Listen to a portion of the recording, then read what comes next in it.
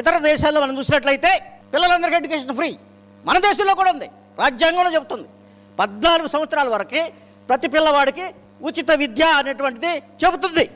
అలాగే transportation free, అలాగే current free. ఇదంతా ప్రజలకి సౌకర్యాలు క్రియేట్ చేసి ఎందుకు చేస్తున్నాం? మనం పన్నులు కడుతున్నాం. ఎందుకు చేస్తున్నాం? ప్రతి పేదవాడు పన్ను కడుతున్నాడు ఇవాళ జిఎస్టీ ద్వారా. ఏదో ధనికులే కడుతున్నారు అనుకుంటే కరెక్ట్ కాదు. ఇందాక చెప్పారు ఇట్లా కొద్దిగా ట్యాక్స్ కట్టి మరి ఇందాక అదానీ కంపెనీకి 20,000 కోట్ల రూపాయల ఇన్సెంటివ్స్ ఇచ్చారు. ఇలాగ అనేక కార్పొరేట్ సెక్టర్స్కి ఇన్సెంటివ్స్ ఇస్తున్నారు. కానీ పేదలకు మాత్రం ఉచిత విద్య ఇవ్వటానికి, ఉచిత కరెంట్ ఇవ్వడానికి మాత్రం వీళ్ళకి నిధులు లేవంటారు. కానీ కట్టేది ట్యాక్సులు మిడిల్ క్లాస్, పూర్ పీపుల్ వీళ్ళే కడుతున్నారు జిఎస్టీ ద్వారా. ఇప్పుడు ప్రభుత్వం ఎలా ఉందంటే కేంద్ర రాష్ట్ర ప్రభుత్వాలు ధనికులకి ట్యాక్స్ లేకుండా చేసి పేదల వాళ్ళ నుంచి ఎక్కువ ట్యాక్స్ వసూలు చేయాలి, మధ్య తరగతి వాళ్ళ నుంచి ఎక్కువ ట్యాక్స్ వసూలు చేయాలి.